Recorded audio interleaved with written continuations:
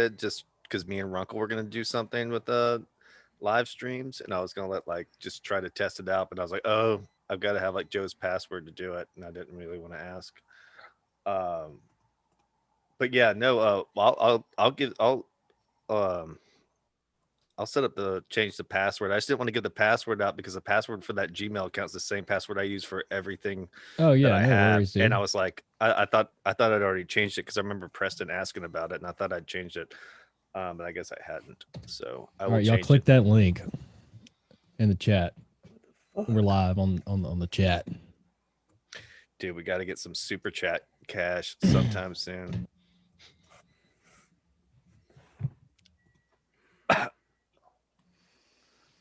Ooh, also I had written down for show notes. Here, I'll here comes Cam. If y'all can y'all change your digital backgrounds to the show background? Yeah, it just looks really blurry when I do it. Oh. Yo, Cam, what's up? What's up, Joe? What's How you up, doing, buddy? Cameron? Hey, Wilson. What's up, dude? What's up? I'm Matthew. Hey, Matthew. Sorry, I'm sorry. I'm fiddling with something there, Cam. My bad. All good. Hold up, let me loosen this a little bit.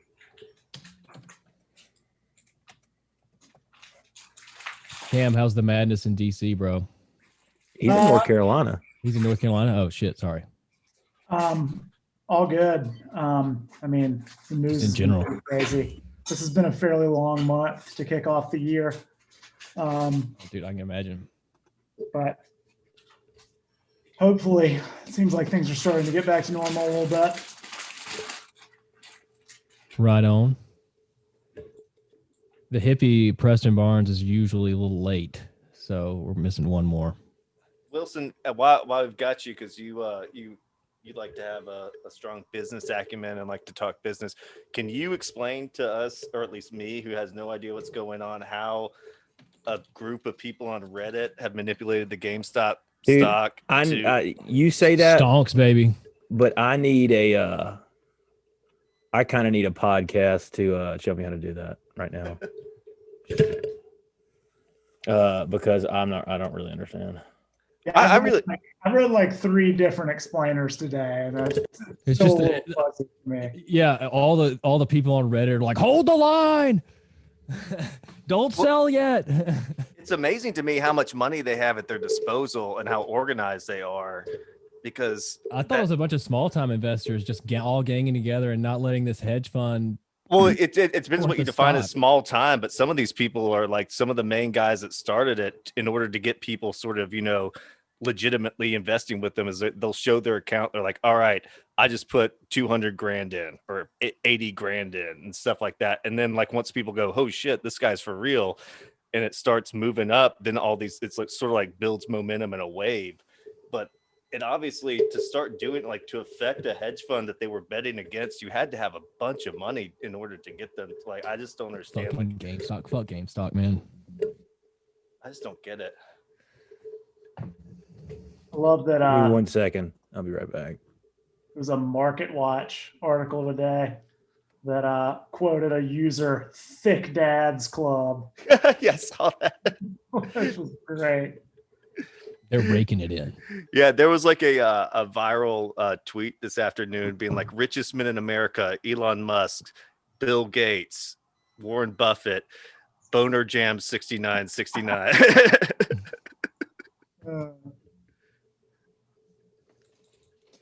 But yeah, one of those things said the main guy who did it has raked in over $22 million after a $50K investment in a matter of a week. Yeah, he got to get out quick. Hold on, this is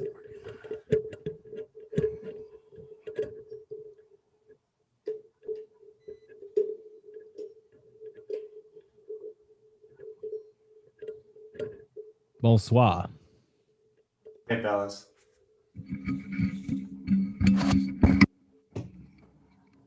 Oh, hear me? Yeah, we got you, dog.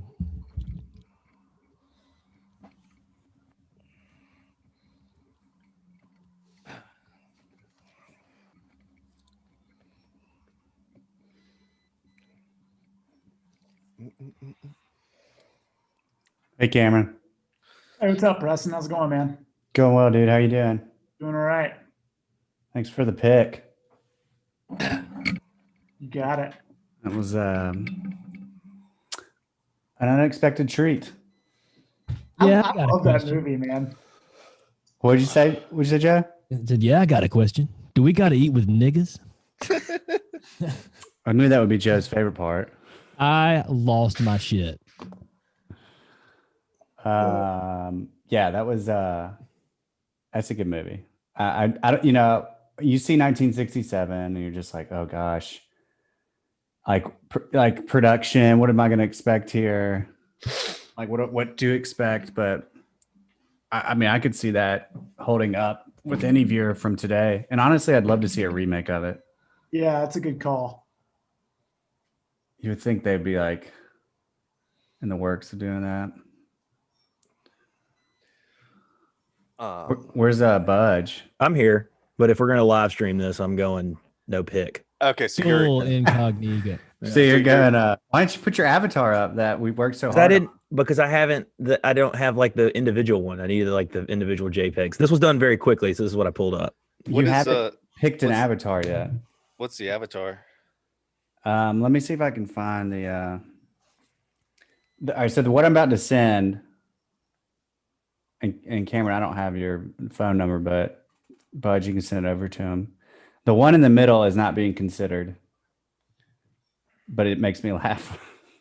The other two are pretty. I think they're pretty good. But you haven't picked one that you like the most, Budge. I'm still weighing them both, but we don't have to have it till that website's up. Do you mind if I send it to the? Go ahead. Okay. This is gonna be difficult because now I'm not gonna know like when Wilson's like got his finger up and is trying to really jump into the conversation. That's a good point. All right, here it comes. Well, these are new times, Cam. You should be able to raise your hand digitally. I think there is a function for like a hand raise. I mean, number 3 If you is great. I like number 3 a lot. I don't know if can you see that? I said it, texted it. To him. Number 3 looks like you found it yeah, like number 3, yeah. like a brewery in Mexico.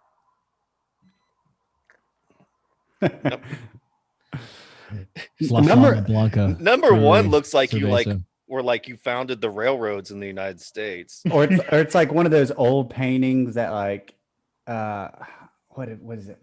God, it gave me some kind of Well, it's got sort Like- of like a "There Will Be Blood" kind of vibe, Wilson. yeah, or like on an or like did you ever play that game Old Maid when you're little? Oh yeah. Like that could be a character on Old Maid.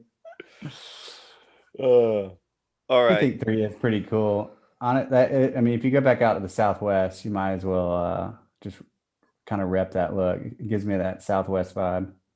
Also, with the gear, there's a little bit of steampunk going Oh, on. I asked for that in particular. He Oh, did. man. He did. Love So the that- steampunk so reference. That was the last thing he asked for. He was like, if you do steampunk, I would love it. If your guys can like capture that movement right now. And the thing is one of my guys, he's a huge, like right when I said steampunk, he was like, perfect. Oh, that's right up my alley. I'm a nerd like that. And I was like, God, this could be really good. Good stuff, right. Budge. Is that Bert from Striptease? Yeah, it's Congressman Dilbeck. Yeah. Okay. All right. So we got somebody else on tonight, so we don't want to waste their Yeah, time. let's get going. So we're gonna do the I guess Cameron Wilson told you like the picks we're gonna do. Do you want Wilson, did you tell him about that? Yeah, he knows. Okay, Right? cool. You did 3 picks? 3 Yeah. Rogues I've Gallery, actually- Misfits. Yes. Mhm.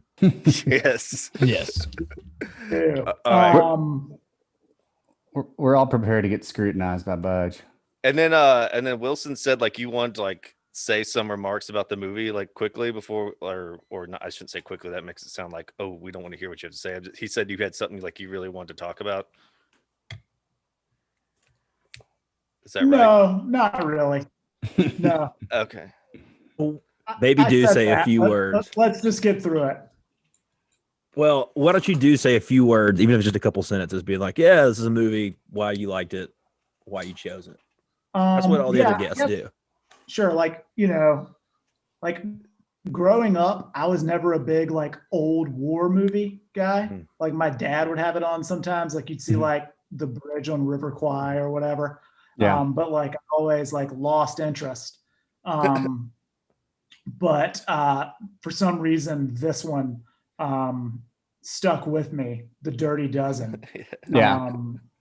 I mean, it's just kind of like an epic late 60s flick that has like a ton of people from the 60s and 70s, like famous people from the 60s and 70s and the 80s in it. You got Charles Bronson, just like a killer C-list movie star, action star. You've got Jim Brown, the greatest running back of all time. Oh shit, dude! And If you're doing your spiel right now, we hadn't started. You don't have to get into. I'm sorry for interrupting. Damn, dude, that was gold. Yeah, save that take, bro. I'm sorry. I was just asking. Okay, No, okay. totally. I'll throw it to you. I'll just be like, You're all just right, riffing. we're doing the Dirty Dozen. Pick by Cam easily, and just give us a I'm only Are we saying that rolling? because I was going to ask you: does this record now that we're on YouTube, or what's going on? Because this is our first time doing YouTube. Record it, Matthew, just on this. We have two. Yeah, well, I don't record it locally. I don't see the record button. It just says live on YouTube. And can we can edit some of that or like chop some of it out to do like a little bit on Twitter and Instagram, right? I can chop out the audio. I don't know about chopping up the video. Chopping Joe, broccoli. I think the thing is like this is like once this gets done, the video, even though it's live right now, it will be a video on YouTube, correct? And I can just extract that whole video. Joe, see if you can record on both. I'm trying to. Hang on. Sorry, I'm looking. Cam, you're dealing with the first time here. Oh, good. It says I got it. It says record on this computer. I'll do it. Funny when I was watching. Oh no, the it says video. please ask host permission to record. Oh, Joe, the little like ellipses down at the bottom says more. Do you see that? And it says record. Where are you looking? It won't let me do it. Okay, got it. Okay, got it. Are you looking at our link? All right. Boom. There we go. There we she go. is. All right, here we go. We're gonna get started here. And then everyone's Budge. We're gonna call it Rogue Galleries. Is that the bait? You the can way do that. phrase Band it? of Rogues Misfits. Gallery. Yeah.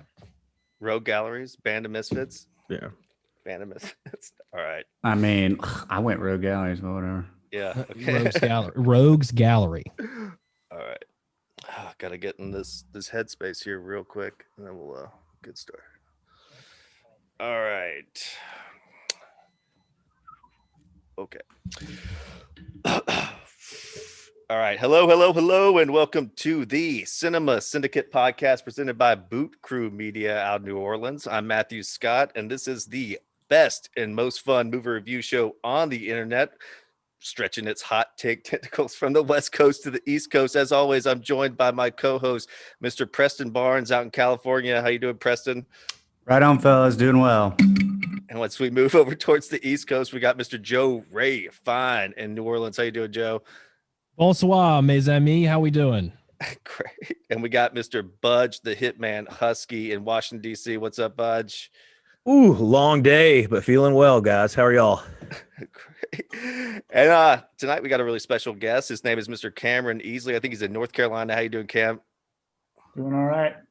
Well, we're just happy to have you on the show. So tonight we are doing The Dirty Dozen, 1967 classic war film.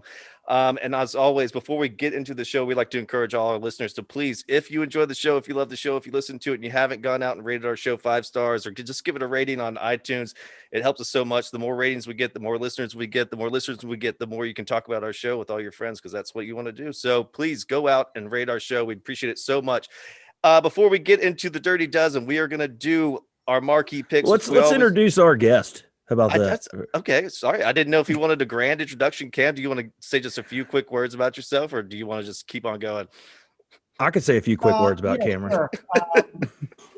I'm originally from a small little town called Goldsboro, North Carolina. Most notably known for surviving the atom bomb about 60 years ago. That's right. A B-52 bomber broke up above Goldsboro that was carrying a nuclear warhead.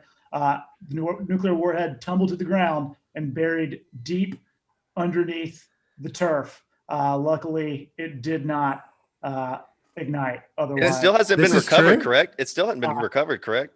I believe that's correct. Yeah, it's like a mystery. Oh, And, got some homework to do. yeah. Is that the secret they- sauce in Wilbur's barbecue? They did actually get it out, but yes, that's plutonium 241 in the Wilbur's recipe. Well, I think what this means though is that Cameron's takes are going to be radioactive tonight. We're not What? afraid of the really shitty puns. We need a sound effect for that. Yeah, I was really hoping to get some like accent laughter from you guys, but you just really stared at me like, "Are you fucking serious?" So, Well, before right. let's do Cam a solid intro. Cam is the senior managing editor at Morning Consult Media. He covers campaigns and elections. I would argue it's probably some of the best campaign election coverage there is in the game. Speaking of North Carolina, I think that they sort of take up a slot that probably used to be filled by PPP. And one of my favorite things they do to the listeners out there is they kind of ask an X question in a poll that really puts a different spin on it. It might be something like, they'll poll North Carolina and ask, are you an NC State fan? And it'll put a whole new different spin on the data. But anyway, I commend anyone who just interested in politics or any sort of cultural aspects, following brands, to check them out. That's Morning Consult. Thank you, Wilson. That's right. It's Morning Consult. We're interviewing more than 5,000 Americans across the country every day. We also poll in 14 other countries around the globe, including China, Russia, Brazil, France, England, Spain, Italy, etc. G7 plus a few. Y'all have a Twitter account? I do Cameron_Easley. Okay, cool. Right on. That's a hell of an intro there. Yeah, I mean, I don't know how to really follow that because we're just interviewing one person right now. He's interviewing 5,000 people a day. One of my favorite things about Cam is he once also used to host a radio show in Memphis that completely talked about soccer. That's another little nuclear nugget. Yeah, I mean, I think we could get at your whole biography. I mean, what's your birthday, Cam? I'm not going to be that explicit, but I will disclose that I am a Scorpio. Oh, so a little bit of mystery for the listeners out there. Shout out to Scorpios. No, so what we're going to do, though, is we're going to move on to our marquee picks, and we're going to let Cam jump off first so you can tell us a little bit more about yourself by revealing what your picks are. We're going to do our favorite rogue galleries because Dirty Dozen does feature 12 sort of misfits coming together as a team to, complete a mission. So we're going to do our favorite rogue galleries in cinema or TV. So Cam, special guest, if you want to lead us off, go for it. Top three. So I'm doing all three here. You just do 3 to 1. Yeah, you can say you could pick your three and then maybe give a couple words about it if you want, and then we might comment on it. Okay. And then you do your two and then one. All right, number one, we've got the Dirty Dozen, classic 1967 film, where a bunch of guys on death row get recruited on pretty much a suicide mission to kill a bunch of Nazis in a French chateau. What's not to love? Number two, this is actually a legitimate rogues gallery. It's an actual lineup going with The Usual Suspects. Nice. This was almost on my list as well. And then for number three, I'm going to have to go with the 1981, I believe, film Victory, about some POWs from the West who take on the Germans in a soccer game and escape. Just pass it to Pele. You got Pele, you got Sylvester Stallone, and you got Michael Caine. Joe, I feel like you've used Victory one time. I can't remember what the topic was, but aren't you really familiar? You love that movie? Oh man, that's a classic film. There are so many stars in that movie, both British and American, that it's up there for me with one of the best feel good war movies out there. So wait, I've really never even seen it. So how's it classified as a rogue gallery? Is it a bunch of like prisoners of war or something like this? Is that how it works, or how does it work? Yeah, there are a bunch of British and American prisoners of war who are challenged to a soccer match against the Nazis in the Stade de France in Paris. and all the allied players escape at halftime. It's pretty cool. Oh, were they winning at halftime? I think it was either tied, but you could tell that the refs were against them. It's a good movie. Go out there and watch it. Okay. No, I haven't seen it. Budge, are you a big Victory fan? I think I've only seen it one time, and it's certainly been a while. So I can't. Well, again, I can't hard say I'm a huge fan.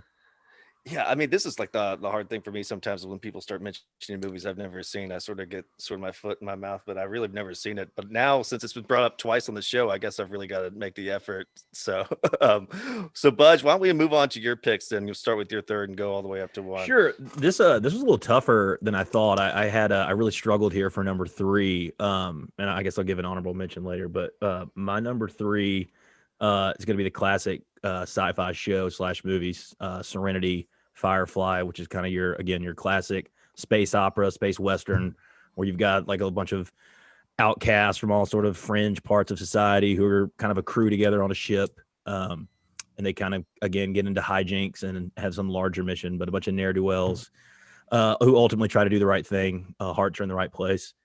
My number 2 is going to be the 1989 Cleveland Indians from the hit film Major League. Damn. This was a solid group of lovable losers who managed to make it all the way to the pennant and failing to make the World Series. I also, on this topic, kind of reminded me of one of my favorite Cameron Easley stories. Cameron once announced, I don't know, I guess it was the play-by-play, the congressional baseball game, CQ roll call for a few innings. So I guess I got to ask him, how do you think the Democrats are going to fare without Cedric Richmond? I think they'll still have enough in the tank. Everybody has been talking a lot about who's the former NFL player that got elected in 2018, Colin Allred. Yeah, from Texas or outside of Dallas, right? He's supposed to be a beast. So like I don't think he'll be probably like anywhere as prolific as Richmond. Who's pretty much like the Babe Ruth, just kind of bringing together the ace pitching and the home run king simultaneously. But he should be able to. Is this like real baseball? Or is it slow pitch softball? Kind of like it's real baseball. Real baseball. Baseball. Oh damn. He was my local MP. Yeah, exactly.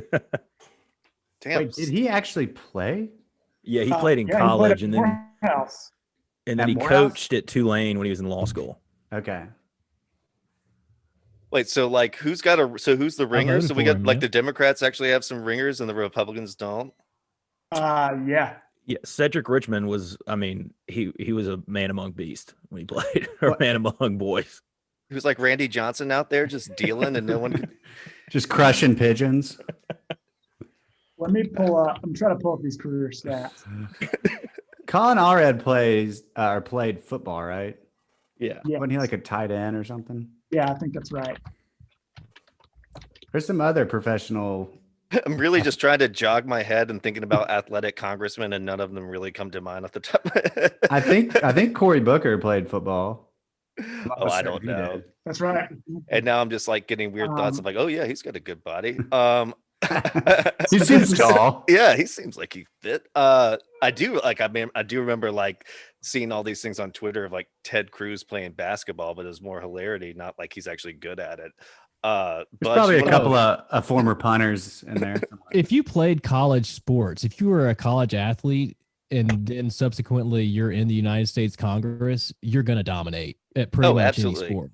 It's pretty much guaranteed. That's like your first act. You're like, what sports are we trying to do? I'll partake in each of them. Yeah. I mean, don't forget Heath Schuler was a congressman from North Carolina. That's like a Veep episode. Hell, the baseball like, player too. I feel like that's like a Veep episode where they're trying to get somebody reelected. Like they'll throw money at someone's super PAC because they've got to win the softball game or something like that. I don't know. Anyways, all right, go Budge. Go for number 1. This is great.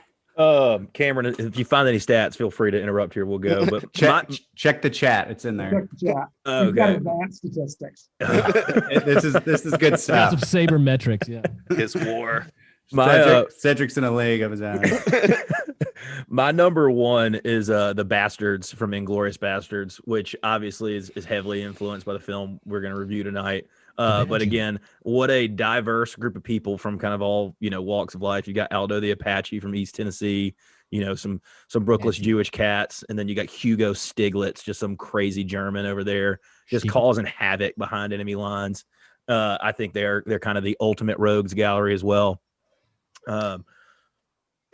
Yeah, no, That's a good one.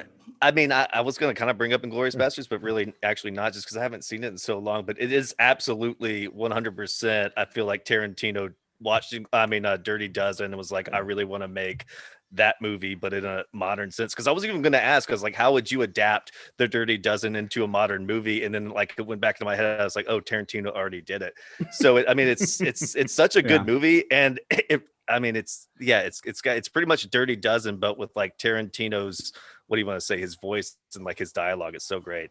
That was number 3 on my show notes for the questions to ask. It was last night or yesterday when I was watching the film. It was, how much did Inglourious Basterds steal from Dirty Dozen? And what'd you say? 75%, 65%? There was a lot of the plot where it was just trapping a bunch of Nazis in a confined space and opening fire on them. I think that was a big part of each movie. So I would say the better particularly the endings. The better thing Tarantino did was he gave you Christopher Waltz as a villain to really, really hate, and that sort of drove the plot a little bit better. But other than that, it's very similar. That opening scene with what's his name? Hans Landau, right? Yeah, something. It's just, man, it's riveting. Like that is some serious, like tense. Like you could feel that scene. I remember seeing it in the theater. What a character. And that was like Christoph Waltz's first like big time film. I feel like that kind of took him to another stratosphere. Like an American movie for sure. First big like Hollywood movie. He was doing all those like European movies or whatever, but which aren't worth our time. But go ahead. We'll move on to Joe's picks because we got to do 5 picks. So go ahead, Joe. All right, boys. This was actually a great genre of marquee picks. I applaud the host. I'm gonna go with number 3. I think I've picked this before. You've probably already heard of these movies that I've picked before on the show, but they're all classics, so that's why I'm picking them. Number 3, I'm going Reservoir Dogs. Just the ultimate, heist team, and the main takeaway I'm going to get from that one is how professional Mr. Pink was, Steve Buscemi. Like, if you ever really wanted to fucking have somebody on your back when you're stealing shit, like you need Mr. Pink. Like, he's going to blast his way out of there and fucking not think twice. Do you think those guys are more professional than the Ocean's 11 guys? We'll get to that. Okay, sorry. Oh, does Mr. Pink die? Mr. Pink makes it. Well, isn't there? I mean, like that's kind of one of the like what exactly happens to him. Essentially, it's kind of like a question towards the end. Yeah, he didn't get. Yeah, he didn't get nabbed. That's true. I Buscemi's usually a survivor, other than Fargo, don't you think? I like to think he survived. Yeah. Buscemi's got that I look like a cockroach could survive a nuclear holocaust look to his face, but yeah. And to Budge's point, like I'll also posit that the heist crew in Reservoir Dogs is the exact opposite of that of Ocean's 11. You have like one crew that refuses to use weapons, and the other that's pretty much their modus operandi. So I'm gonna go move on to my second one. It is the Italian Job, the 2003 version, just for the sake of familiarity with you boys. Mark Wahlberg and the ever beautiful South African. Charlize Theron. Oh yeah, Charlize Theron. Yeah, she's so stunning you can't even remember her name. That's right. Well, I mean, like all I was thinking about was her figure. Yeah, my jokes just are going to keep getting worse the whole episode. Keep them coming. Yeah. Well, if I'm going to pick one dude off or dudette off this crew, I'm gonna highlight Handsome Rob, played by Jason Statham. He was the wheelman. Jason Statham. Yeah, if I ever had to pick a role for myself in a heist, I'd be the wheelman. Just throwing that out there. Dick and gear, man. You're just throwing that out there in case we go through with our plan. Well, if anybody out there in Podland is looking for someone. All right, my number one film, Rogues Gallery is going to be Ocean's 11. Daniel Ocean and Rusty, played by Brad Pitt and the ever sexy George Clooney. And the dude I'll highlight off this crew is Bernie Mac. First of all, rest in peace. I can't believe we lost him, and I really haven't gotten over it. But that aside, the funniest thing about his character in that film is he loves to get his fucking nails done. And I want to track down the place that he goes to in Amsterdam because it looks badass. The place where he's getting, taken care of. But just a classic crew. It was originally a Sinatra film, a Rat Pack film, if I'm not mistaken, and was remade for the modern audience. But it's one of those things where I think the remake is just as good as the original. Yeah, you know what like differentiates that one kind of from Dirty Dozen, maybe some of the other ones we've talked about, is Ocean's 11. It's a rogue gallery where they sort of all have a specialty, where they're all recruited for one special purpose to fulfill the mission. And like, so in Dirty Dozen, maybe not everyone, like everyone's just sort of a prisoner, and there's that's sort of their modus, is that they want to get out of prison. But everyone in these, like those other ones, at least in Ocean's 11, right, it's like this guy's a gymnast, this guy's especially with locks, this guy can do this and this and this, and they all sort of like, that's, I don't know if the genius behind it, or maybe that's I maybe I'm just like kind of lost for words a little bit here, but it's also maybe sort of a plot device too, is where each person gets to showcase their talents. But it does make it a little bit more interesting, right? Like, because when they're introducing people, that's like, this is what he does, and like in the back of your head when they're sort of doing the heist, you're sort of just waiting to see how he fits into the whole I don't know, that's what I kind of like about Ocean's 11, is that everyone's sort of unique. Defined role. Absolutely. Yeah, exactly. All right, Preston, let's move on to yours because we got to keep this snappy. Mine's going to go quick since two of them have already been discussed and picked. So let's see. Number 3, also Inglourious Bastards. Honestly, I could change this up with my number 1, which you'll hear shortly, but nothing more to really say about that. It is similar to Dirty Dozen. I didn't even really think about that, but it is also one of my probably top 3 Tarantino movies. Let's see. Number 2. Okay, so this might be where Budge gets a little picky here, but I'm going with a series of villains from basically one superhero franchise. And that's the villains from Batman. You've got, and they're reoccurring. They are criminals. They generally work against the protagonist. So I feel like that should suffice there, Budge. But, so many classics. You got the Joker, you got Two-Face, you got Riddler, Penguin, Catwoman, Poison Ivy, Bane, Mr. Freeze, Scarecrow. I could go on and on. But Preston, out of the superheroes, to me, that's like the best cast of villains. I think you slide by here on a technicality in the sense that these villains all have a propensity to work together oftentimes, because that's really kind of the key part of a rogues gallery, right? Is that they're like kind of a team. So like it's like, and they're villains, right? A Legion of Doom, but specifically Batman's villains. Yeah. So is your favorite Tommy Lee Jones as Two-Face, Jim Carrey as Riddler, Uma Thurman as Poison Ivy? That's Batman Forever. That would not be my favorite. Cue that for the graphic. Yeah. That is any opportunity to put like Uma Thurman from Batman Forever on is definitely going to happen. I do think Poison Ivy is badass, as we've discussed before in I guess a couple pods ago. Anyway, all right, number 1, Reservoir Dogs. It's such a great film. You get 6 criminals together, all going by aliases: Mr. Blonde, Mr. White, Mr. Blue, Mr. Pink, Mr. Orange, Mr. Brown, and basically going through this diamond heist that just goes horribly wrong. And after that, it's just, the Tarantino takes it to another level. I think this might have been, I know he wrote True Romance, or he did the screenplay, right, Matthew? Yeah, this was like, so he wrote True Romance and he wrote Reservoir Dogs, and they gave him the opportunity to pick one.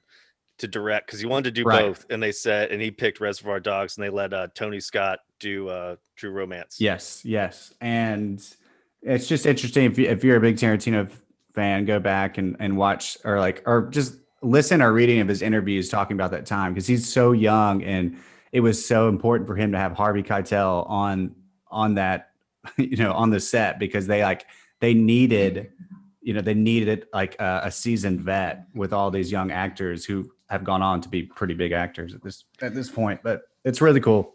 Great movie if you haven't seen it. I mean, what a way to just like start your career too. I think he had written something else, maybe like that wasn't as big, but in terms of the first big things he did, obviously Reservoir Dogs, True Romance, two like awesome classics. Mad props to Quentin Tarantino, and obviously he's gone on to write and produce and direct so many other awesome movies.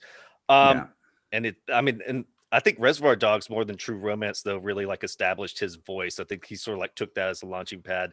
True Romance was a little bit that doesn't really feel, maybe Tony Scott and them sort of like watered it down and took away some of the Tarantino elements of it, but like Reservoir Dogs is the one that really you go like you can tell like where he's going from his career after that one.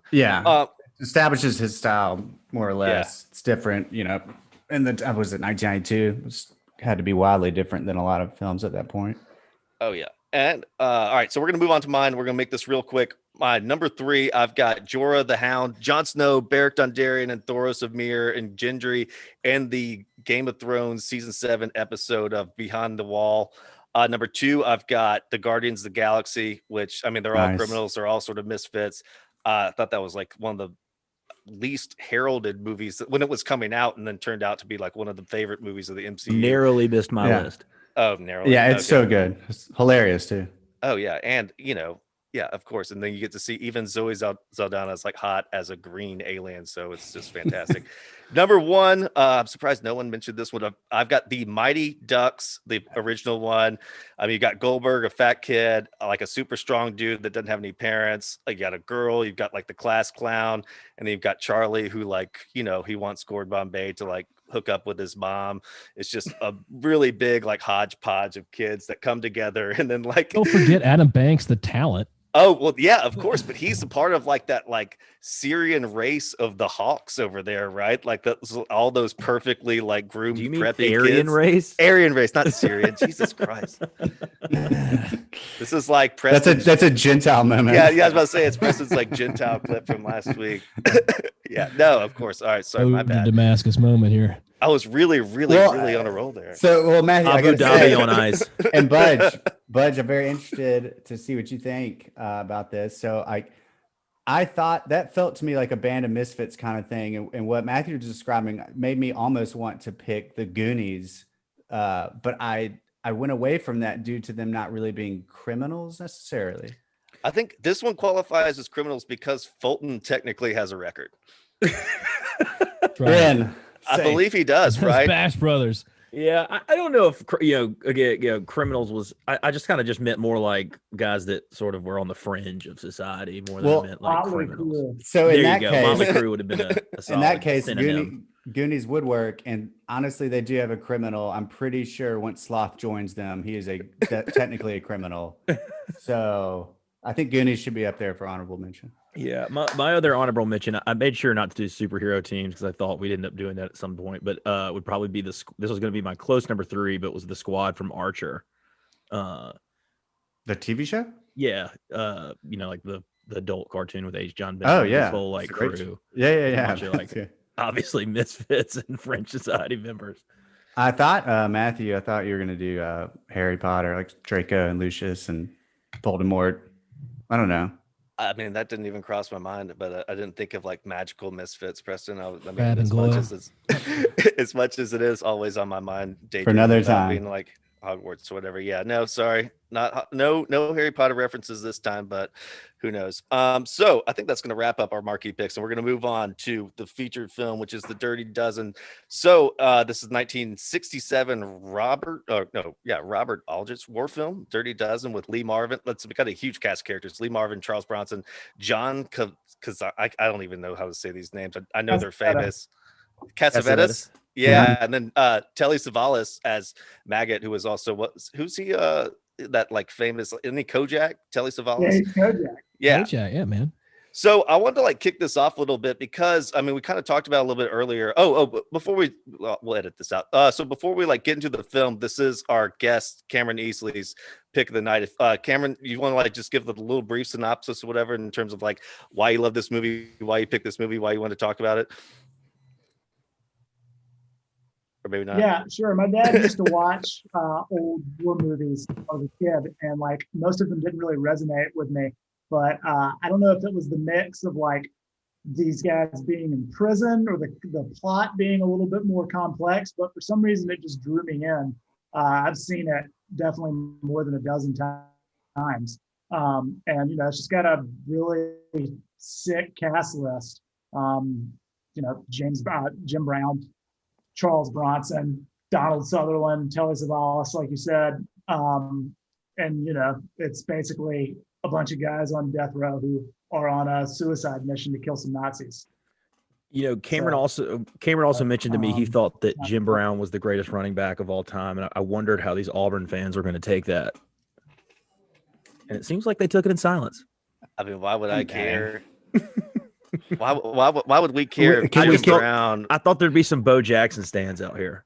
Well, I mean, yeah, we are Bo Jackson stands. Well, I mean, we could save that for maybe we'll do overtime after this, and we can talk about. Well, I think best running back as far as best running back, Jim Brown takes over Bo Jackson of all time. But I think what Budge was trying to be a smart ass about is like best athlete of all time, because Jim Brown was also the best lacrosse player of all time, and Bo Jackson was obviously a multi-sport athlete. I think that's what Budge was trying to get at, but he really muffed up that question trying to pick us. But anyway, so maybe why this movie appealed to Cameron as a kid so much is because it is a war movie and it's got sort of a distinct tone. It's got like a lot of comedy elements to it, but it also sort of juxtaposes sort of that like with like he said, it's got 12 prisoners that are sort of on death row, but there's also a lot of funny elements to it. So did you guys think when you were watching this, like, did you feel like it had the tone of a traditional war movie? Did some of like the ways that it went from being like comedic to serious and sort of like not interchangeable, but like in very stark contrast? Did you guys like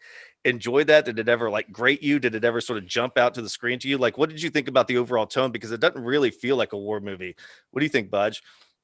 Yeah, I think I kind of agree with you, and I'm a little bit like Cam. My dad too, big war movie buff, but while I enjoyed them, I certainly enjoyed this a little bit more, and I think it's right because it's probably, I mean, I don't have any data to back this up, but it's got to be one of the first sort of war movies that sort of like picks at the hierarchy in the military hierarchy, right? It's not like say Saving Private Ryan where all the captains are kind of these.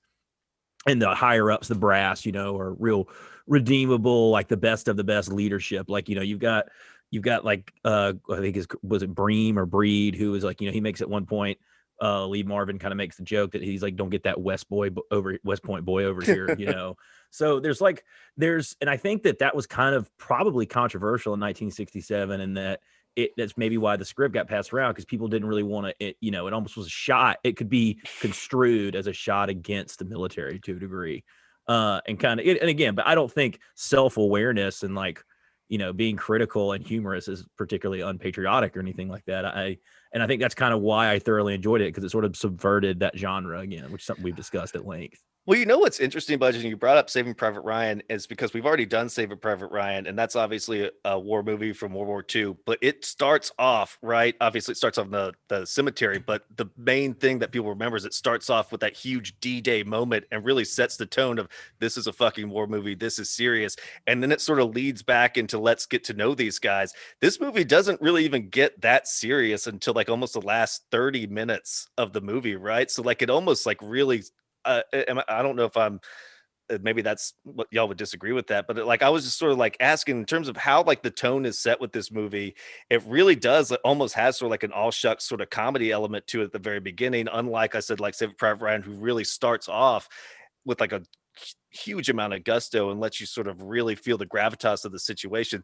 This one, what I was sort of getting at was that it really has all these sort of like comedic moments with like the hookers, coming in, and then also sort of like they had that like montage of them assembling the barracks and stuff like that.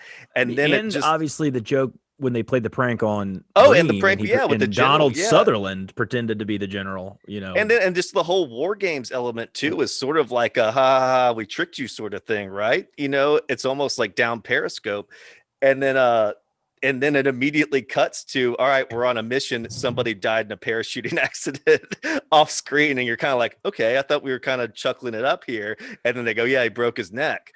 So like, that's what I was kind of getting at, is like, this was sort of a war movie, but it does sort of like just immediately snap into war movie after spending 2 hours of kind of being, I don't want to call it a comedy, but sort of almost a buddy comedy in that sense. What do you think, Joe? Did you like enjoy the tone of this? Do you think it like eased into it well, or did you find it sort of harsh? Well, yeah, I think that was the tone it was trying to strike, was that these men have nothing to lose, right? So they all know what the game is. They all know the rules of the game, and they probably know that most of them aren't coming back. I think, 3 or 4 people actually survived the raid. So I think that, you kind of take this levity as kind of gallows humor, right? That Yeah. they know they kind of have to enjoy every minute of what they have left, and they're not really dwelling on what they have, what's going to happen. As I was sitting here reading the 16-point plan of what of the raid, you get to number 16 and there's no escape plan. So you're thinking like, oh shit, this is a one-way ticket, damn it. You know what I mean? So like, that's kind of like that's the feeling of the film is, yeah, it's happy-go-lucky because most of these guys know they're dead 2 days, 2 weeks. Yeah, well, Cam, like I said, it sort of did build up this sort of sense of camaraderie, right? Like they're all getting to know each other, they're becoming a team. And in the last 30 minutes when they all died, did you actually feel a connection to them? Were you sort of like really sad when that all happened? Like, I mean, that's obviously a part of the tone too. What'd you think? Oh man, when Jefferson goes down, when Jim Brown goes down, I mean, come on, that's a heartbreaker. really thought he was going to make it too. Yeah. Geez. Yeah, he's running. By the way, I don't know if you guys have ever seen Canadian Bacon.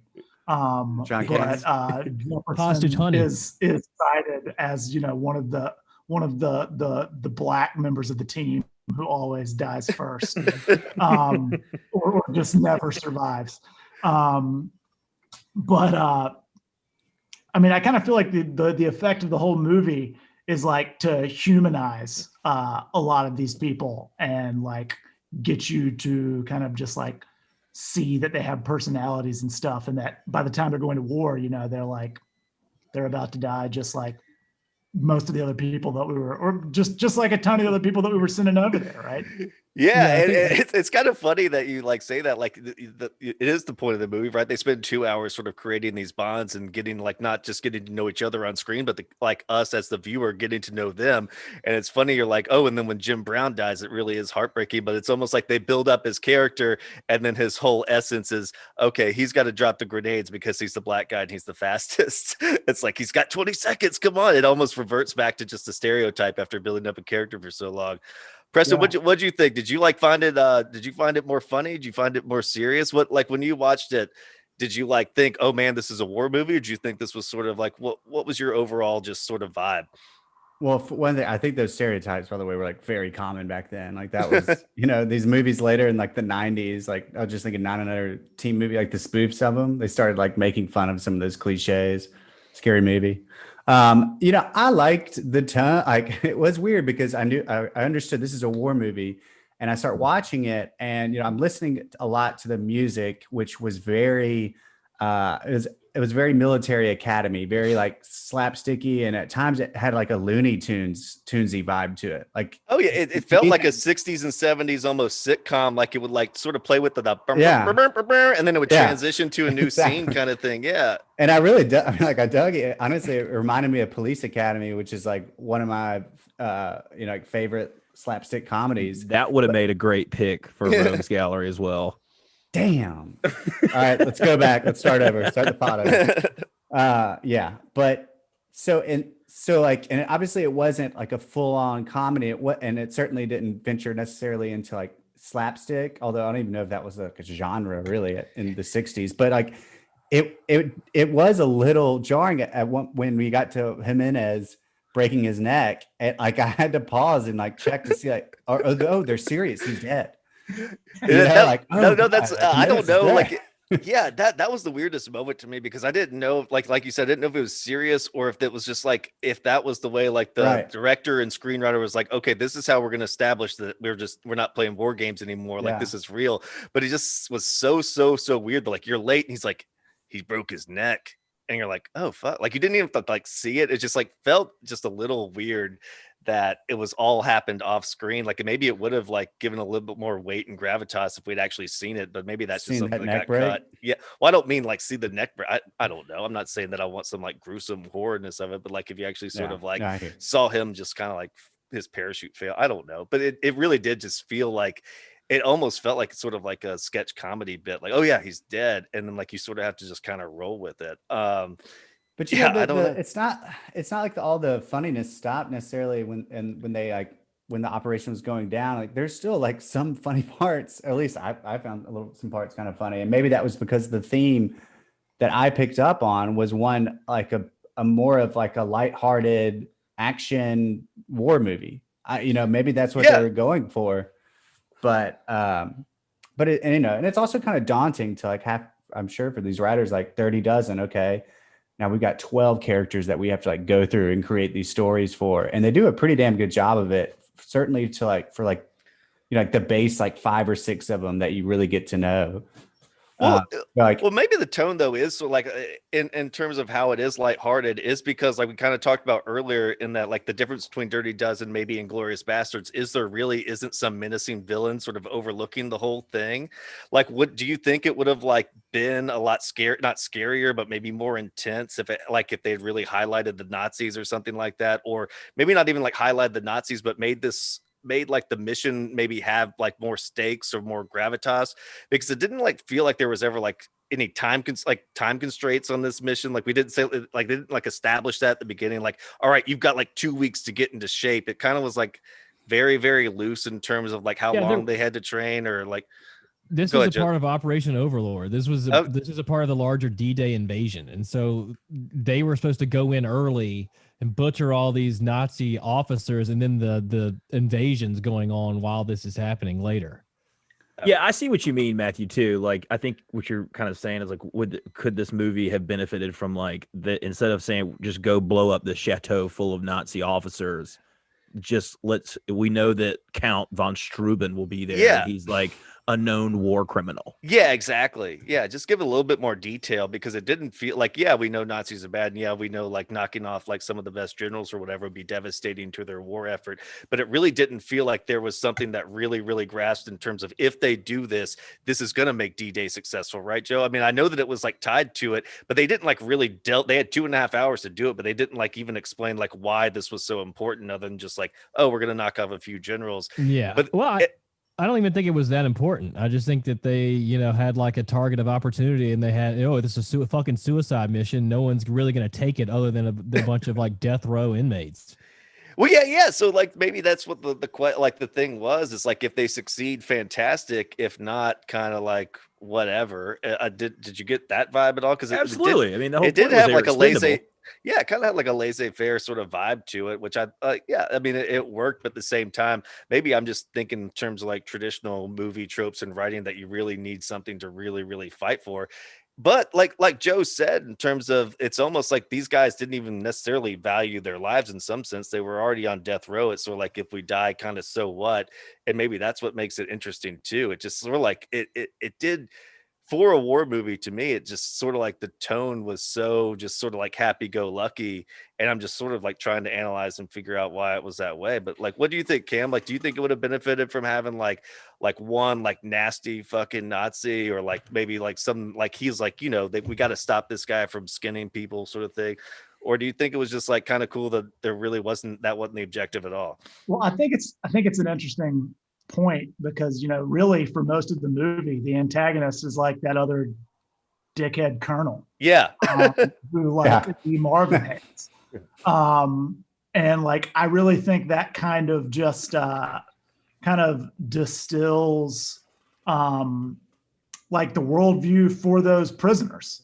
Like I don't really think they cared that much about the Nazis, right? Yeah. Like, they didn't enlist. They didn't want to go over there and fight. Like they were doing this as a way out.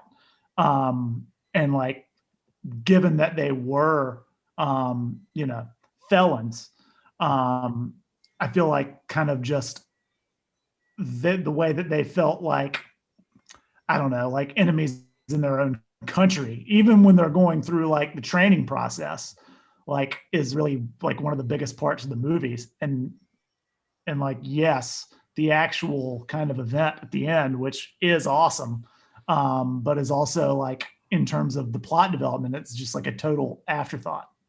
Well, I mean, I think you sort of hit on a really good point too, is because when they do those like psychoanalysis, right? They don't do it for everyone because it would take too long, but they do like 2 or 3 of them, and they basically like I don't know if he's a psychotherapist or whatever, but he's just sort of like an officer, and he talks to Reisman, and he says all these guys have like no feeling for any way, like shape or form, can conform to authority. They don't respect authority figures, blah, blah, blah. So if we're almost supposed to sympathize with this group of dirty dozen people, like we're kind of living through their perspective, it would make sense that the authority figure, the colonel, is almost kind of an asshole because we're sort of supposed to almost be in their shoes, if that makes sense. I don't know if you understand how I'm trying to get to your point. Totally. Yeah, absolutely. I think a part of what Cam's saying and what you were saying earlier, it's worth kind of noting here, putting on your sort of historical film critic hat, is that I think, again, it's lighthearted may not be the word, but you saw a lot of sort of snide remarks at authority from like Charles Bronson and some of the others, like quick wit, that I think you really became more popular. And this came out in 1967, a little later in the 70s, right? You kind of had your Paul Newmans and, your Steve McQueen's kind of embodied that sort of like, kind of rebel, and like, again, your way of like, quick-witted snide comebacks, like even into like later on into like 80s into and Fletch and whatnot. I think it's that you're really seeing the foundation for that sort of American hero and protagonist in movies, like kind of start right here. Yeah, and it's also, if we want to like talk about culture in sort of a sense, like one of the main like big conflicts of the movie, what sort of like kickstarts in terms of them forming together as a team, was all about shaving, which I would never, like if you had a movie right now, like if people were fighting about, oh my God, I can't shave, it really, really wouldn't like ring true. But I think like if you were watching this movie in 1967, where people like always really valued sort of looking clean cut and everything like not that. Not everyone had hot water. Yeah. And so like but I'm just saying, like that sort of conflict probably really resonated a lot more with audiences back then than when it did with like maybe me watching it right now, because it just doesn't mean that much. Which is important to take into account when watching this movie. Like a lot of times certain things would happen and I would have to think, okay, well, that's probably how they would do that in the late 60s. I think that's how they maybe would have shot this, this scene, or like, I mean, I don't know. It's at least for me, that's what I would think about. And I also think a lot of those jokes that we might find tropey and maybe like not as humorous, you got to keep in mind in 1967, most people watching this movie had probably served in the military. That's a good point too. And so like kind of the shots at the authority and getting like the little bit of like one-ups and come-upsmanship in every little way you can probably resonate a little bit more than with a modern audience. And it's probably why they didn't want to. Oh, sorry. Go ahead, Cameron. I was just going to say, to that point, Lee Marvin was one of those people. And was shot twice.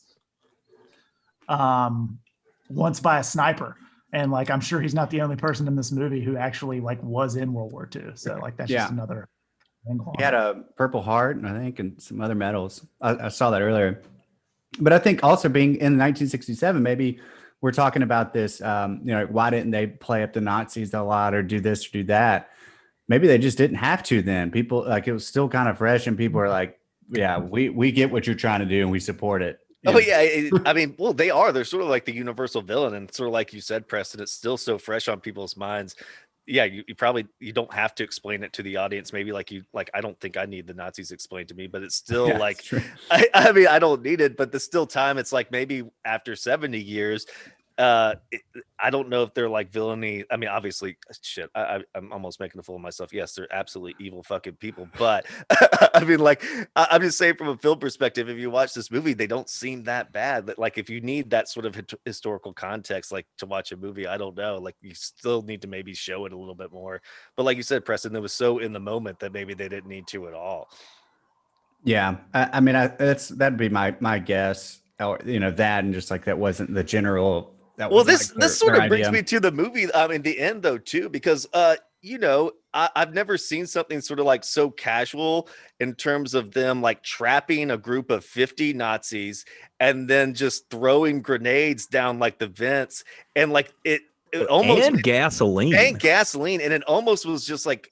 I don't want to say it was funny, but it was treated so casually in terms of like we didn't like there was no sympathy for those people at all in terms of from a filmmaking perspective, right? We didn't like see them like crying or oh my god, I don't want to die. It was just like, no, let's kill these motherfuckers and get out of here.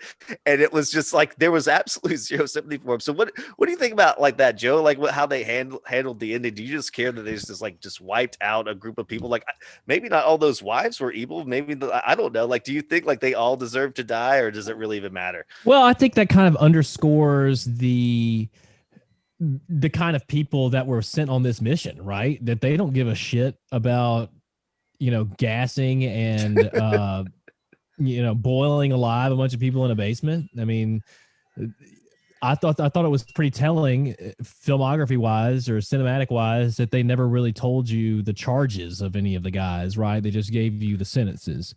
Well, I think there was one, and I think it's a good point, and it's Charles Bronson. Yeah. Oh, not Matt. Well, Charles Bronson, right? Wasn't he the one who shot a medic that was running away with medical equipment? Oh, that's right. And and so he had to he was forced to make sort of an ethical choice, right? If this guy leaving deserts, a bunch of people could die because he's got all this equipment. But if I kill him, I can keep that equipment and save a bunch of people in my team. And so I thought it was like a good, like they always say in terms of writing or like storytelling, most don't give characters what you want them to have, give them or what they want, give characters what they deserve. And this guy, he didn't really do something that bad, right? He had to make an ethical choice, and he's the only one besides Reisman that actually survives, that and the sergeant, right? So I thought that was almost a good point in terms of like everyone else kind of maybe did something despicable, but his sort of sentence wasn't that his crime wasn't really necessarily a bad crime, if that makes sense. But yeah, what do you think, Cam? Like, do you think like in terms of all the people that survived, do you think everyone who do you think maybe some other people deserve to like survive, or do you think everyone sort of got their just desserts? I mean, I don't know how like purposeful of a choice it was in like trying to bring some kind of measure of justice. or not justice, but just kind of, I don't know, objectivity, or like to just, because I mean, it was a bunch of, just wives down there. Yeah. Basically like pleading for their lives. But like, also like, I guess that was just war, right? Like that was the job, was to kill all the officers and leave no survivors.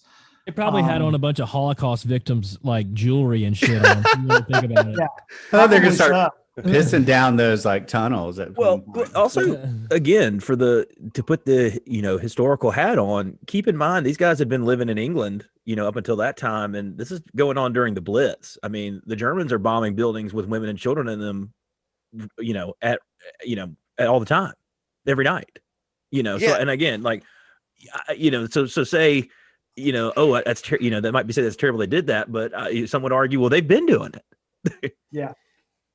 Yeah, it's just when I watch this movie though, like again, it's sort of like one of those show and don't tell sort of things, and I was like almost just hoping that like one of the ladies or something would have done something horrible or evil, and then you could almost like take that attitude and like transpose it onto all the women that were trapped in there. Like maybe like she was just like some really big bitch or said something really hateful or something like that, and you're like, oh yeah, I want that person to die. But like it really did feel like it was just a lot of maybe innocent people were down there. And it was just so casual, like, yeah, just fuck them, let's get out of here. And it started with like an innocent woman that maggot killed, right? Like that's how it began. Oh yeah, she was pretty horny, looking for somebody in that chateau room, and then maggot got her. She walked into the wrong person. Yeah. I mean, I guess we can almost assume that was sort of like why he was put in jail, right? Is that he probably was some sort of like they say that. Oh, okay, I missed. Yeah. So did he kill like an innocent woman, or did he like a rapist? Well, he claimed something? that she had like, that he killed her too because she was like, a whore. because she was like promiscuous. He was saving her. Oh yeah, he was really religious and also like a racist, and yeah, that's right. I will say, like, he's definitely the movie's most fucked up person. Yeah. Really close. And just like a psycho, like he had some like the smiling and just the way he went about. Well, he was kind of almost like the awkward son from Wedding Crashers, right? Everyone else is cool, and then he's like, "What problem, ma?" Like he was like screaming from like the watchtower. Like it's just like one of those like really weird looking people that just like has to get attention in some really depraved sort of way. That's why they had him up in the watchtower, because he couldn't be trusted around all those women. Yeah, yeah. I don't know. It's just would have killed him or something. Yeah. Well, it just felt like it was almost like every sort of person, kind of like I was talking about with Ocean's 11. Everyone's got their like niche, but like in this one, it was sort of a hodgepodge of people. Like everyone was sort of had individual qualities, but then you had like Maggot, who was just really, really out there, like the outlier. That Psycho, just really, and like you kind of knew he was going to fuck up the whole situation for him, and then that's what happened. All right, so we're gonna move on unless everyone's got some like final thoughts on Dirty Dozen, because we're gonna try to just keep this one, couple an hour 15. Fudge, what do you guys say? Just before we get into ranking it, I did a little like I don't know if anybody else did, just kind of checking some of like the stories of this movie production, and like wrote down a couple things that stood out. One of which I think I know that Cameron and Joseph will appreciate is, Anglophiles and Bond fans. I was reading this story about this production where apparently Lee Marvin was just drunk the entire time. Yeah. And Charles Bronson like threatened to punch him in the face several times. But there's a story from the production, and again, this is coming off the internet, so its veracity is dubious at best. But he says that he at some function he made some very crude comments and come-ons to a woman there, and the woman happened to be a relative of Sean Connery, who was also in attendance. So Sean comes up, and one of the producers has to come and go, "Sean, please don't hit him in the face. He's got his close up tomorrow." And Sean's line just goes, "You fucking producers," and walked off. Wow. Fucking producers. I hope he didn't say something rude to like the old lady hooker. I thought that was one of like the weirdest like comedic moments, that like it was like they had like all these like attractive young women get off this bus, and there was one I thought they were gonna be like, and this is like the mom or like the madam. That's what I thought. Yeah. But it actually was just like another lady, and I was like, oh man, they're really gonna make a joke about who gets this one, and it never really came. I thought like, oh, okay. She had her eye on like they were gonna like draw straws. Yeah, I don't know. She's like, "Bye, Major." Oh, one of the other things too, kind of we were talking about Jim Brown, and I noticed this too, is the production was like going over schedule and beyond the schedule, and it was encroaching on Brown's training camp. So the NFL like proactively put out an announcement that if he missed the start training camp, that Jim Brown would be suspended. And in being a man who did not take threats lightly, he retired. Right. Made a big spectacle of it. And he became an actor, essentially. Yeah, Like that's what he wanted to do. That's crazy. I didn't know. I had no idea that was the reason. I mean, I knew he retired early and sort of in his prime. I did not know it was because over a feud with the Dirty Dozen. So technically, Barry Sanders pulled a Jim Brown, right? Did Marshawn Lynch to an extent? Marshawn played but Jim Brown only played like 6 or 7 seasons, if I remember correct. I can't even remember. Barry Sanders played like a pretty full career. He just didn't want his knees to go away, so he kind of retired relatively early. Speaking of the Lions, like early 30s maybe. Gronk was going to get traded to the Lions, and so he was like, "No, fuck that. I'm going to retire instead." And the trade didn't go through. Huh. Man. Well, I'd love to sports see talk here. And now he's playing in the Super Bowl. Yeah, we need to I bet Gronk could be like a very good villain in like a kid's movie, just like that big dumb idiot who like really scares kids or something like that. God. But all right, so let's move on. We're gonna do like 2 or 3 questions from our wheel, and then we're gonna rate the movie, and then we're gonna wrap everything up. So for our wheel questions tonight, we got number 1, a different war. Number 2, let's make it sexier as always. Number 3, some ethnic flavor. 4, we're all in this together. 5, old man strength. 6, the good, the bad, the ugly. 7, whammy. 8, Tale as Old as Time. 9, let's see Hitler. 10, respin. We're gonna do 2 or 3 of these depending on time. Spin that wheel, baby. The wheel is going. Oh, number 1, a different war. So if you could change the making, or if you were in charge of the reboot of a Dirty Dozen. We already kind of talked about this. Which war other than World War II would you pick to make a setting of the next Dirty Dozen? Go for it, Wilson or Budge. It's just tight off the top of my head, and it would be quite similar, but it would be kind of cool if you did World War One and you kind of incorporated like, horse and other kind of like items and like had some chateau and like landed gentry. Right. You sound like Steve Brule. You're like incorporate horse. Like you want to see more the trench warfare kind of stuff. Yeah. And kind of like sneaking around. Like I guess you could, I guess it's been a little. I guess I would argue that World War One's kind of been underfilmed, but 1917's kind of. Yeah, World War One's one of those. I mean, it's so difficult though because like the scale has to be so big because it's just millions of people lined up in a line and just shooting shit at each other and shrapnel. I mean, it's just like I feel like the scale of World War One's so much different, and it just in terms of like sheer body mass. Joe, what do you think if you had to reboot Dirty Dozen? Which war would you pick? I think it would be hilarious to drop, a bunch of people on death row today into North Korea and see if you can smuggle them into like Kim Jong-un's palace or is Kim Jong-il's palace or whatever, and like let them go hog wild on the North Korean high command and like see what happens to the country like in that power vacuum. I think that would be pretty funny.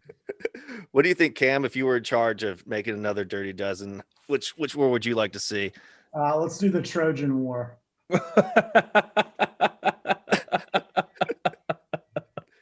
I like it. I like it. That's a very deep take. They're all inside the horse. Yeah. What do you think, Preston? Well, I mean, Joe essentially made up a war. I thought you were going to go in with the Korean War at some point, which I think would be kind of cool. And they're still at war, Preston. Technically, yes. We can get into that a little bit more later. But I just read that Robert Aldrich intended the film as an anti-war allegory for what was happening in Vietnam at the time, which I guess, yeah. I mean, that sounds about right. But so I guess I would choose Vietnam solely on the fact that, like, let's say that would be like such a risky move at that time and would probably, you would beat Francis Ford Coppola to the punch. So maybe it'd be like one of those first Vietnam movies. All right. So I'd like to. Well, let me give one little, because I teed this up for Joseph, thinking he would take it, and he didn't. But I think it would also be kind of crazy because this almost was what would occur. But if you did like the Napoleonic Wars and just had some like South London scoundrels from that era being sent, murderers, cutthroats, pickpockets, like running across, the French countryside, that could be brigands. Fun. Yeah, love it. Man, I wish I was more like historically literate because I really only know a few. So we're gonna move on. I just spun the wheel again. We're gonna do Let's Make It Sexier. So the Dirty Dozen did feature a quick scene with a truckload of hookers, but Joe, add something to make the Dirty Dozen just a little bit sexier, a little bit more appealing to us, horny 30-year-olds. Well, the Germans were holed up in some very fancy chateau, right? So like there could have been a bunch of German hot women, getting changed or something in the in the windows, their silhouettes and stuff like that. I think while they're climbing up the windows or something like that to break through. I think there could have been something more like that. What do you think, Budge? I was kind of thinking along the lines of Joseph, like maybe just make the chateau a brothel for, German officers.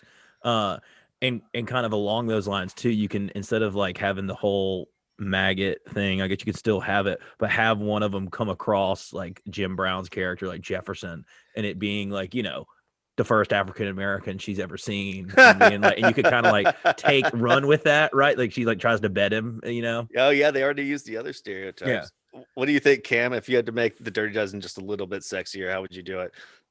I mean, I don't know, maybe some lady nurses just kind of throughout the film. Maybe that can lead to, some kind of like happily ever after with Charles Bronson's character Ladislaw at the end. Whenever they just right at the end. Like, yeah, they could definitely like tease it at the they beginning. end up in hospital beds. So, yeah, absolutely. Oh yeah, that's right. The very last. What do you think, Preston? Throw some sex appeal in the Dirty Dozen. I mean, if it's not the scene where they bring literally a truck of women to them, Then I guess it would have to be like something with the chateau. Like not only is this a place for like a higher ranking of German officials, but like yeah, it's just like this hidden little like sex club they've got going on, like weird kind of shit. And they all just walk in there and they just keep the comedy theme going on. Man, the only thing I was thinking is sort of like as a way to get back at the colonel is maybe like he had some like sexy little wife or something like that that sort of like cheated on him with like maybe one of the officers of the Dirty Dozen. It's just like just another way to sort of needle him and make him sort of kind of the loser that he is. All right, we're gonna do one more spin and then we'll get into the rankings here.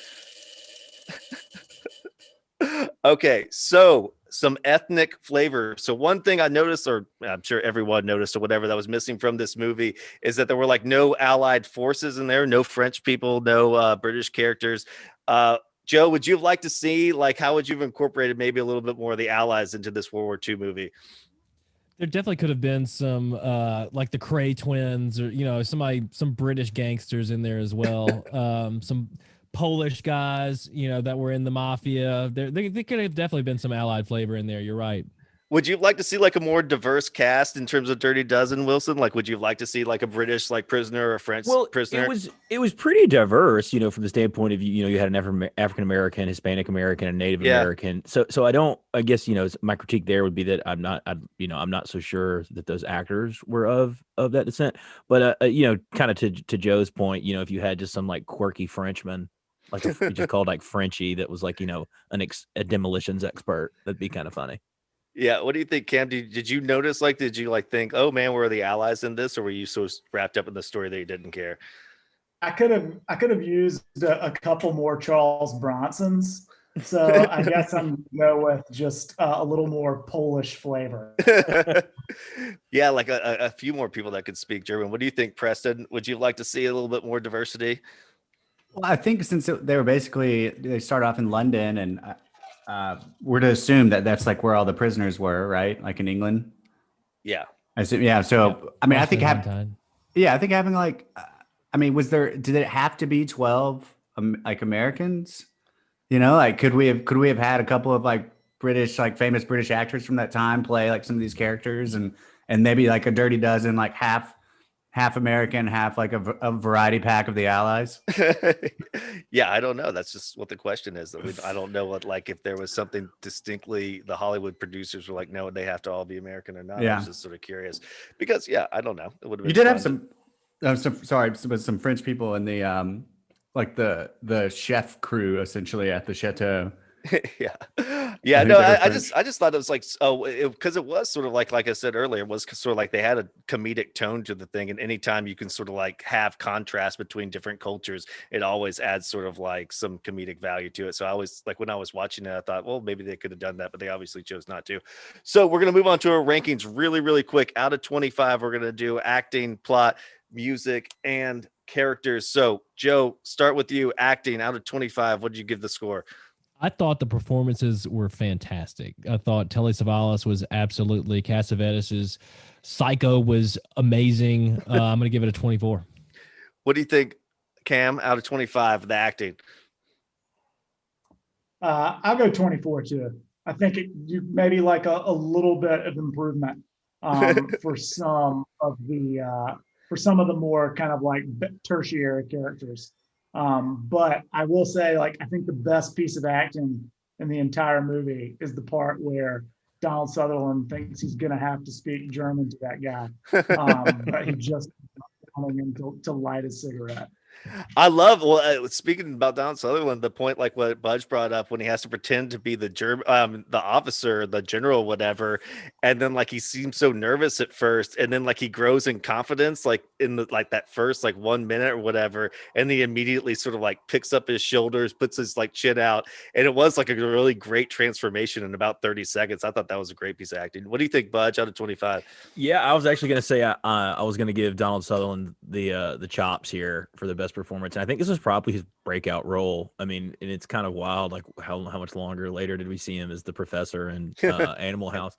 But in that regards, I'm also going to give it a 24. I think. What do you think, Preston? Oh, sorry. No.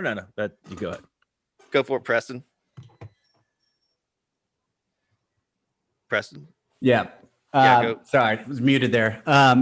Yeah, I would say like, the acting's great. You obviously have some really classic actors. I did love Donald Sutherland's character, and just with how we've kind of grown to know Donald Sutherland over the years, it was kind of a nice it was just a different type of character. I've never like expect him to do that, and he was really goofy, and he kind of leaned into it a lot. It's kind of crazy that we just saw him in The Undoing, right? Which was the big HBO Right. blow Damn, up yeah. show, Which was a great, and it's great like, show. wow, he's still doing this, Yeah.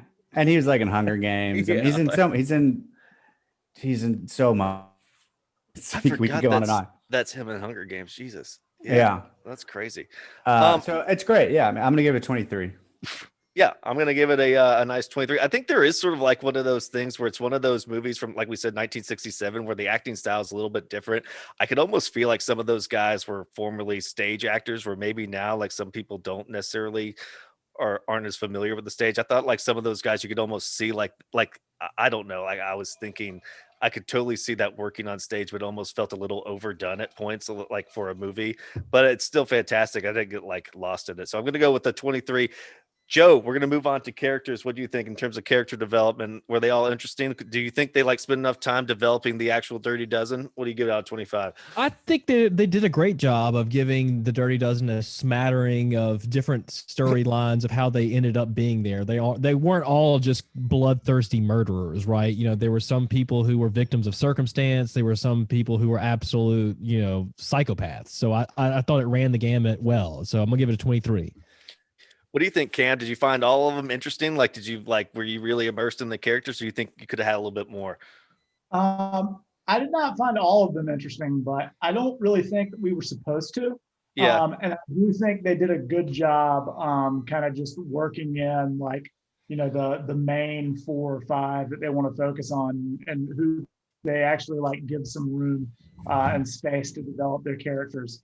And then just kind of giving some of the other ones like some interesting, funny names or whatnot, and random shots of like laughing and in a group, etc. So I'm gonna go with I'll go 24 again. What do you think, Budge? I'm going to go 23 here. I agree with everything. I think that these characters were interesting enough, but I could have used a little more development, and that might be a more modern sensibility, but that so be it. I would say that my other reason I knock it one more point is Teddy Savalas' character. I didn't think he did a really good Southern accent. Like sometimes he did, and then sometimes, and so I just that sort of him sort of adding to him being Southern felt like unnecessary and kind of, I don't know, maybe shot at us. Yeah. Wait, and that he was Franco, right? No. Teddy Savalas is Maggot. Maggot. Oh, Maggot. Frankie. Oh, okay. Franco's the like Italian Their last names guy. are their last. What do you think, Preston? Yeah, he was technically supposed to be from like Alabama. I think I read Maggot. So yeah, could have done better on the Southern accent there. I mean, I like the characters. I think it's what drives this film. I do like how they give us basically the 4 or 5. Yeah, like here are the ones you want to focus on. We don't have enough time to go through all 12 of them. So I'm going to give it a 23.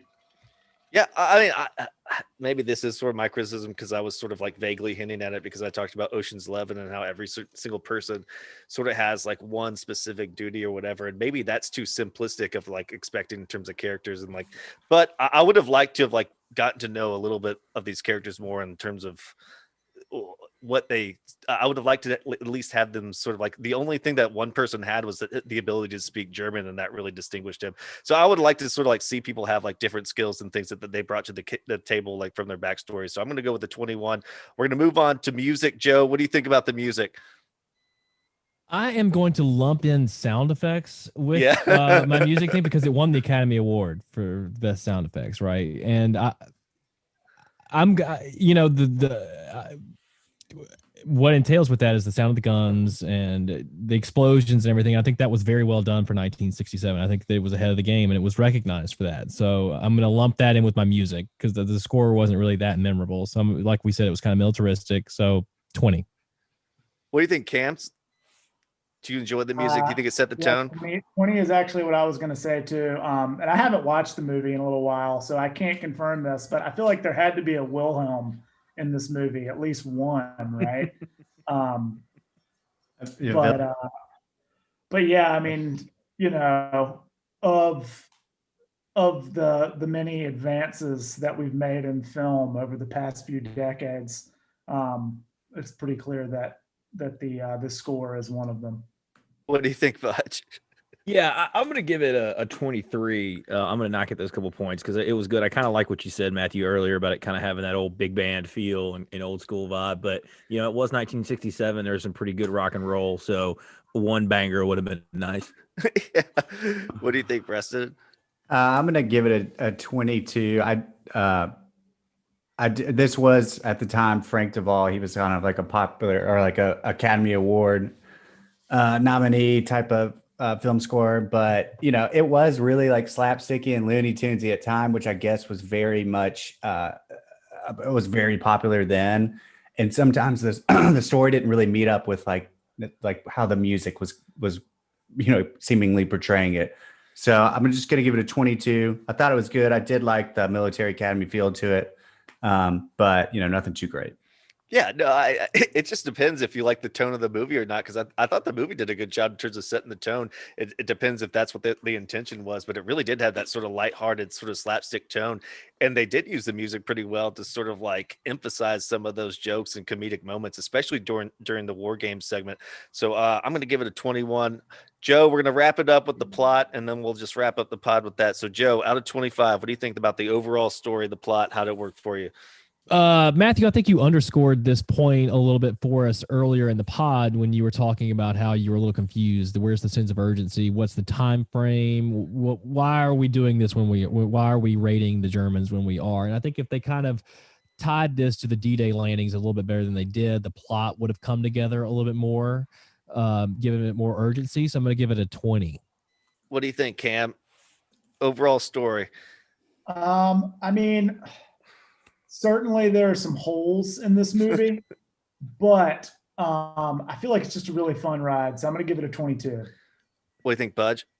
Yeah, I'm actually going to go ahead and give it a 24. I think this movie, if you take it in the lens of 1967, it was way ahead of its time. And it felt like real classic American pulp, like a pulp novel. And again, don't get bogged down in some of the minutia and plot holes. So I'm going full 2-4. Go for it, Preston. Yeah, I'm not even really like the plot holes and stuff like that doesn't really bother me because I think it is a great movie. It's certainly entertaining. It's a lot of fun. I just wasn't quite sure sometimes what are you going for? Like, are we trying to be laughing a lot? Like, because towards the end I was still like laughing here and there, but I wasn't really sure. Like, is this supposed to be serious? So I'm gonna give it a 21.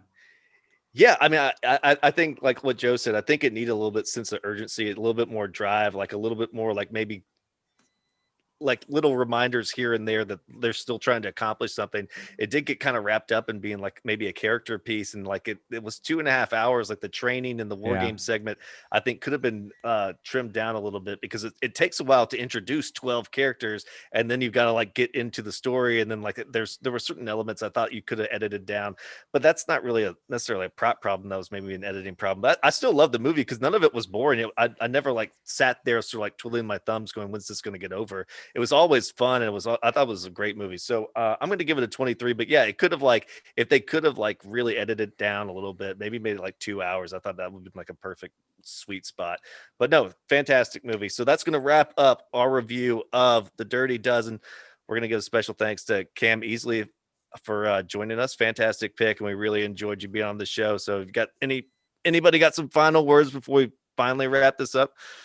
Yeah, Cam, you are always welcome back on, and please extend the invitation to your beautiful fiance, the always talented and always lovely Joanna Picangenza. We could always use a female voice on the show.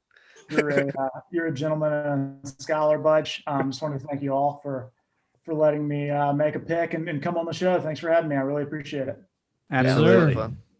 All right, that's going to be wrap it up, and we're going to kick it off to our outro music here. But thanks so much, guys. That was a lot of fun. Thanks, Cam. It's really nice to meet you. Like Bud said, anytime you want to come back on,